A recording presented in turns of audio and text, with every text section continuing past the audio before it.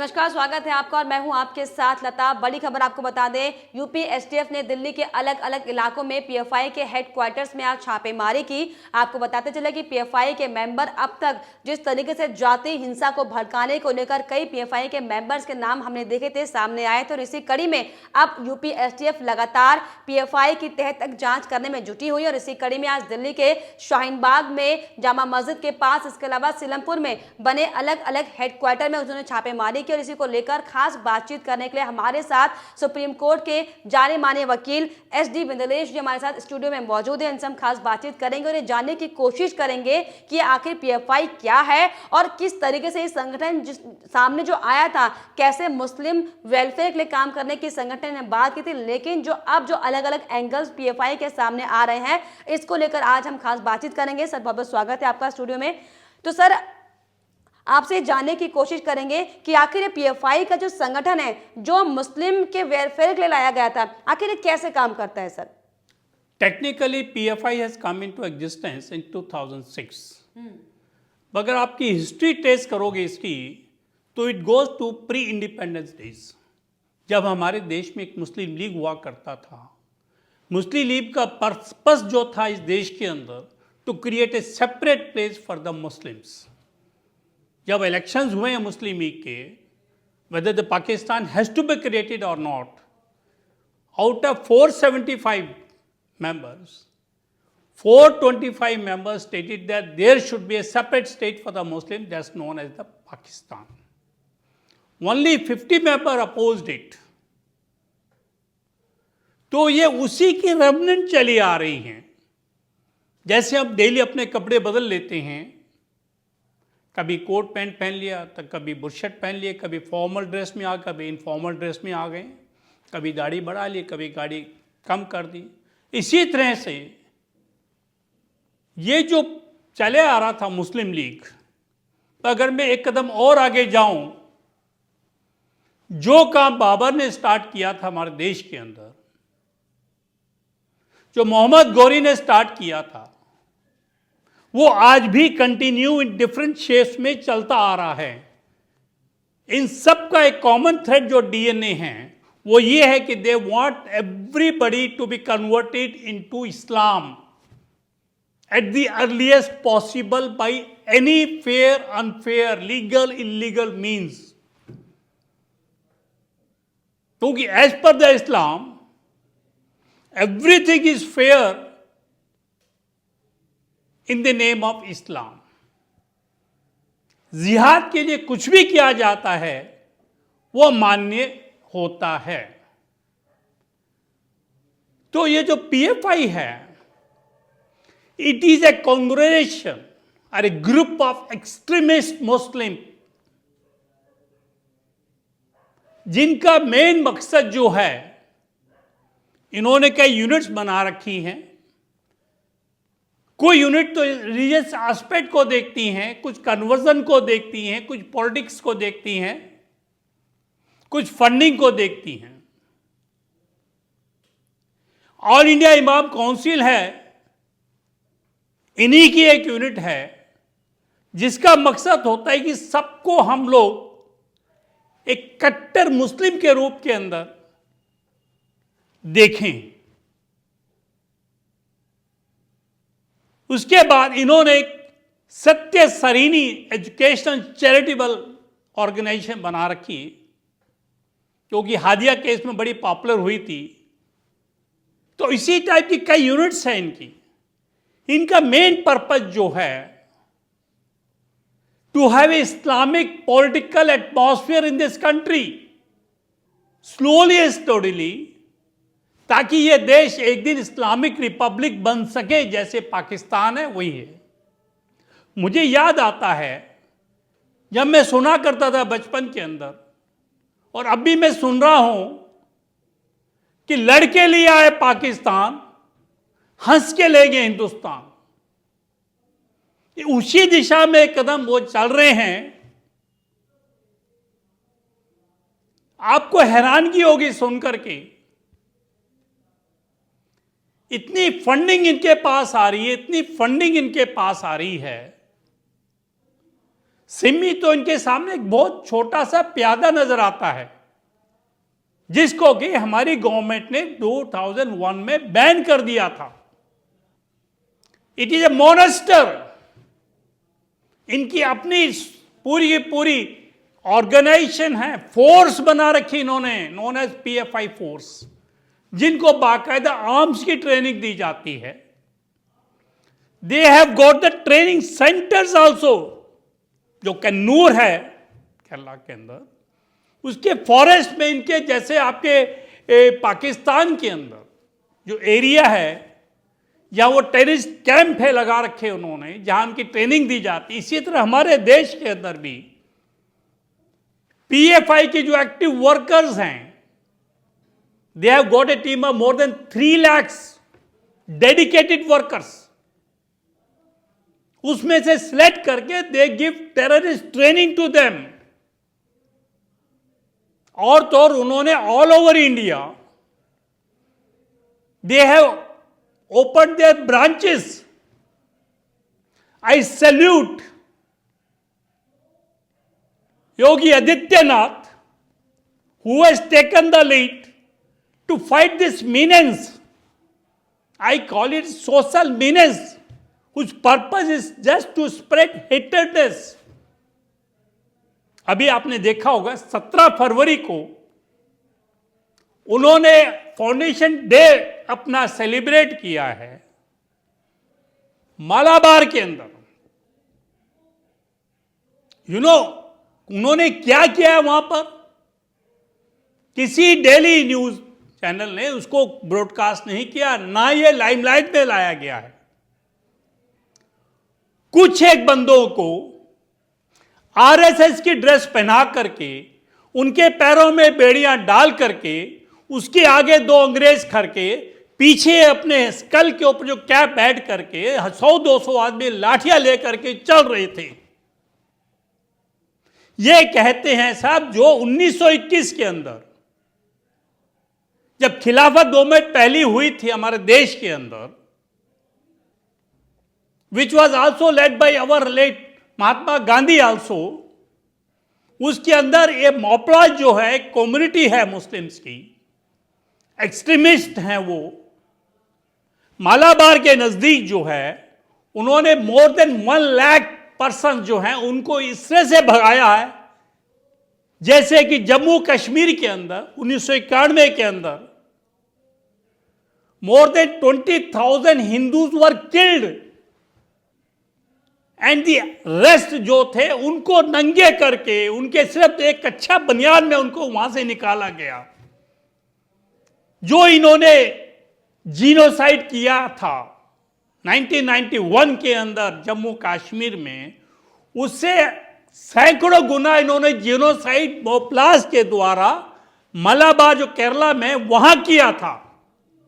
ये उसकी सेनेटरी मनाई जा रही थी एक आज 1921 में था, 2021 आ गया तो 17 फरवरी 2021 में 17 फरवरी 1921 का जो कार्ड था वो दोहराया जा रहा है।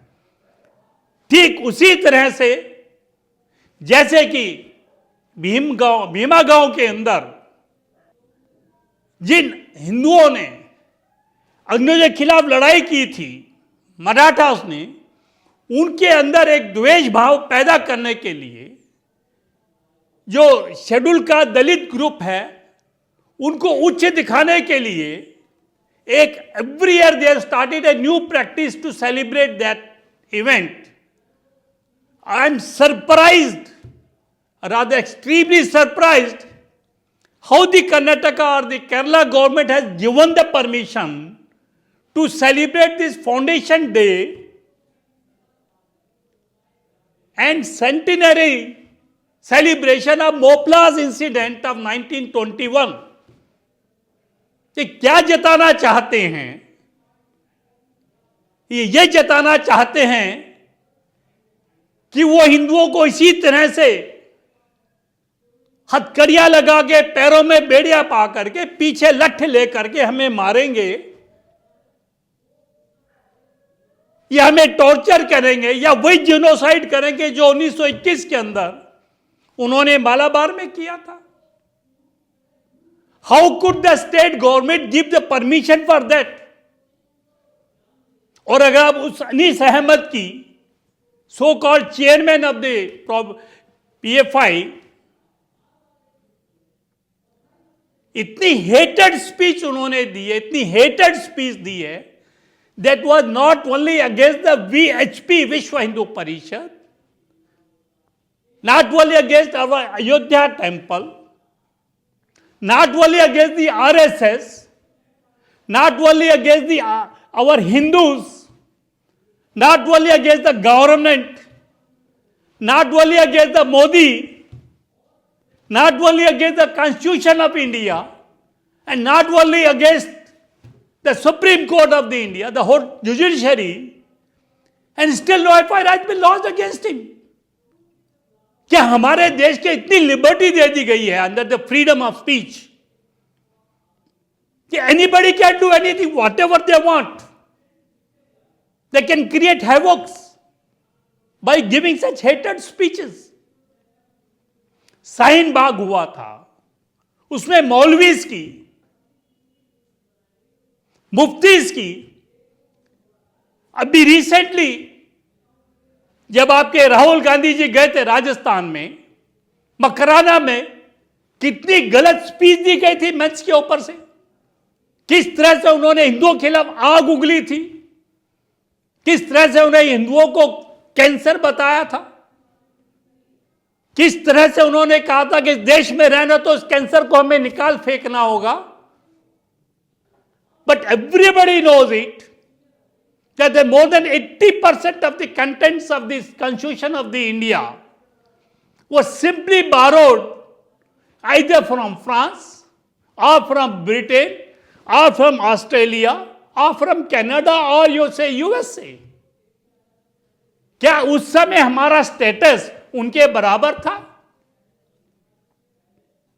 क्या that was the call of the time?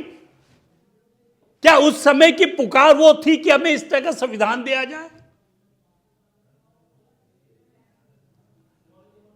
क्या हमारे देश में, इस देश का नागरिक होने हमारा कोई फर्ज देश के प्रति नहीं है? क्या देश के हित में सोचना हमारे लिए गुनाह हो चुका है? क्या देश को तोड़ना एक हमारा फंडामेंटल राइट बन गया है? अभी आप देखिए, शांतनु थे वो महाराष्ट्र के, जैकब थी, the people who have work day and night to play with the sovereignty of this country and to break this country and humiliate this country in the eyes of the world, they are being given anticipatory bails as if the offense committed by them is very, very small, petty offenses. No doubt we owe allegiance to the Constitution of India, but at the same time, if the purpose of that Constitution of India is not in consonance with our progress with the rest of the countries of the world, we should immediately change it. और मेरी सरकार से यह गुजारिश है, ये PFI जो थी, इसके ऊपर अब तक बैन क्यों नहीं लगाया गया? और जो सिमी को बैन किया था हमने, उसके सारे के सारे जो बेरर्स थे, दे वर स्कॉट फ्री, उन्हें क्यों नहीं जेलों में डाला गया? वो क्यों इस पीएफआई के मेंबर बन करके, and all the like minded persons having extremist approach, they have come against the same tree under the banner PFI. तो इस PFI का मेन मकसद इस समय ये है, चाहे वो हमारे मंदिरों को तोड़ करके हो, चाहे हमारे सनातनी संस्कृति को बिल्कुल चकनाचूर करके हो, किसी न किसी तरह वो जो हमारे देश की जो पुरानी संस्कृति है उसको बिल्कुल तहस नहस करना ही इस PFI का काम है। आप सभी को मालूम है, जो सीए कानून लाए गए थे उसमें जो एग्जिस्टिंग मुसलमान हमारे देश के हैं उनका कोई लेना देना नहीं था उससे। उसमें तो हमने अफगानिस्तान, ये पाकिस्तान से या सऊदी अरेबिया से या बांग्लादेश से वो हिंदू जिनको बहुत प्रताड़ना की जा रही उनको वापस लाके हम दे रहे थे, उसमें इनको क्या इतराज है? उसके ऊपर इसी पीएफआई ने पूरे देश के अंदर हजारों शाहीन बाग पैदा करके एक ऐसा मोमेंटम चलाया है और उसको इंटरनेशनलाइज इतना ज्यादा पॉपुलर किया है that became a part of the toolkit which this MO Dhaliwal has used it कि साहब इस देश में माइनॉरिटी के खिलाफ बहुत कुछ हो रहा है।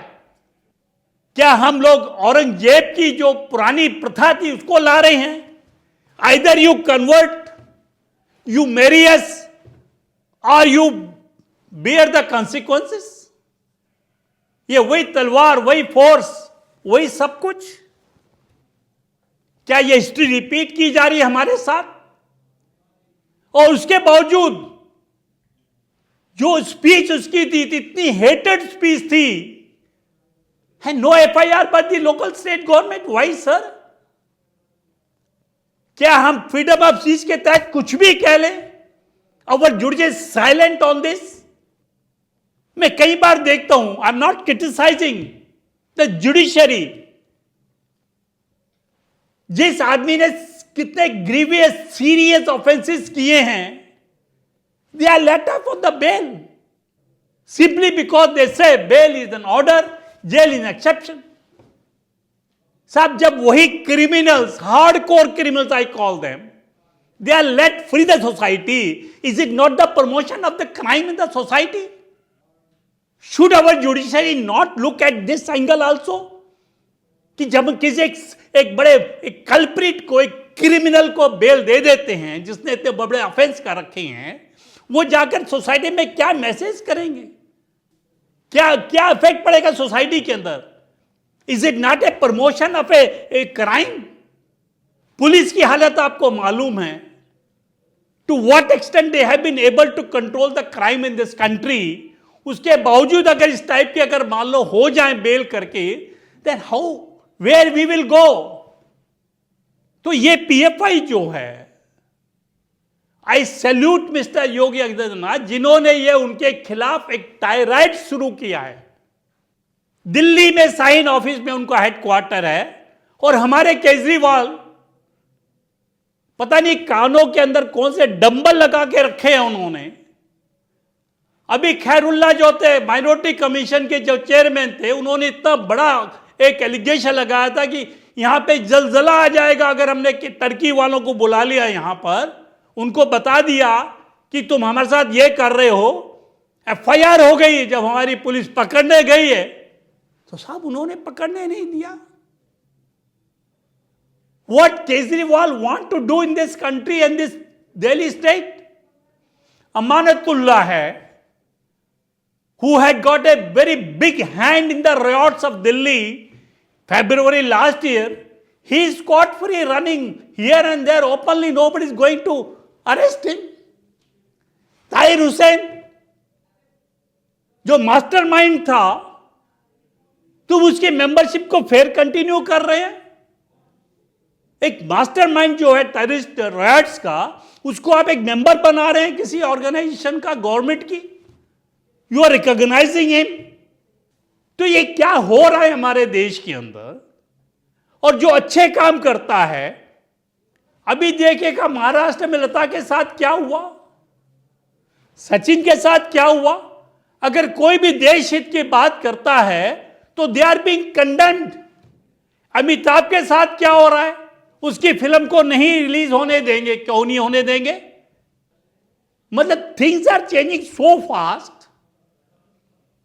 20 से 20 अगर हम फ्रांस की देखें, अरे 2-3 कांड वहां पे हुए हैं।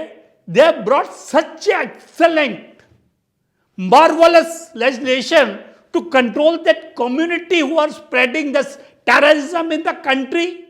और हम इन बातों को 70-75 सालों से झेल रहे हैं आफ्टर इंडिपेंडेंस सो कॉल्ड, और 1500 सालों से झेलते आ रहे हैं। तो हमारे यहां वो कानून क्यों नहीं आया अभी तक? Why that particular community is being appeased by everybody else? whether it's a TMC of Mamata Banerjee, whether it's a Congress of the Sonia and the Rahul Gandhi, or it's a Sapa of the Mulayam Singh Yadav and Akhilesh, or it's a Delhi Aap Party government of the Kejriwal. Well, these people, they don't want our country should progress. It should become number one in the world. अभी देखिएगा आप, ये जो खालिस्तान का था, that's financed by the Pakistan and the China, directly and indirectly through different countries. तो मेरे कहने का मतलब ये है, in short, PFI is a very, very dangerous organization. और जितनी जल्दी हो सके हमारी होम मिनिस्ट्री को, they should ban it, not only it, but जितने भी एक्टिव इनके ऑफिस बेयरर्स हैं, they should be sent behind the jail. और उस अनीस अहमद को, जिसने इतनी बड़ी बड़ी बातें करी हैं परसों, जिसका वीडियो देख करके मेरे को ऊपर से नीचे तक इतना हो गया कि साहब we are not residing in a democratic country. इतनी फ्रीडम तो कनाडा में भी नहीं मिलती होगी जितनी फ्रीडम वो एंजॉय कर रहे हैं इस देश के अंदर. अगर इतनी ही बात हमारे कम्युनिटी से कोई बंदा कर जाता तो would have been, I think, more than 50 FIR would have been launched against him. Why this appeasement is going on continuously day by day in this country? तो मैं आई सैल्यूट आदित्यनाथ जी कि उन्होंने ये ट्रायड शुरू किया है. And you will be happy to know कि 120 जो इनके एक्टिव वर्कर्स थे, those who were responsible for spreading hatred in this community against the creating differences between Hindu and Muslim, riots पैदा करने के लिए 120 आदमी इन्होंने अरेस्ट किए हैं. तो मैं आप सभी से यही अर्ज करता हूं, तो you should be very very conscious about their activity. Try to keep everybody safe yourself, अपने आप को प्रोटेक्ट करके रखिएगा. Be aware of this anti national elements and this extremist people, जिनका मोटो सिर्फ देश को तोड़ना है और एंटी नेशनल एक्टिविटीज में इंडल्ज करना है अपने आप को, और to create differences between two communities. Ultimately they want that this country should break into precious what it was prior to the independence. तो ये थे हमारे साथ मिथिलेश जी, जिन्होंने साफ तौर पर बताया कि पीएफआई देश के लिए इतना खतरनाक संगठन है जो लगातार जिसका मकसद सिर्फ और सिर्फ देश को तोड़ना है. हालांकि योगी सरकार तमाम तरह के संगठनों को लेकर तमाम तरह की नकेल कसने की कार्रवाई कर चुकी है. और इसी कड़ी में आपको बताते चले कि पीएफआई के अब तक 100 से ज्यादा मेंबर पुलिस की गिरफ्तारी में है. और हालांकि हर जगह जिस तरीके से पीएफआई के जो मेंबर हैं देश के कोने कोने में अपना सदस्य, अपना गैंग बनाने में लगे हुए हैं, उन पर भी लगातार कार्रवाई की जा रही है. और बहुत जल्द ये गृह मंत्रालय से भी गुजारिश है कि इस तरह के संगठनों को बैन किया जाए, ताकि जो देश को तोड़ने का काम ये संगठन कर रहे हैं, इनकी जो मंशा है वो कामयाब ना हो पाए. फिलहाल सर बहुत शुक्रिया आपका हमारे साथ खास बातचीत के लिए और पूरी जानकारी विस्तार से देने के लिए. फिलहाल आपकी इस पर क्या कुछ राय है हमें कॉमेंट बॉक्स में जरूर लिखिएगा. साथ ही साथ हमारे चैनल को सब्सक्राइब करना भी ना भूलें.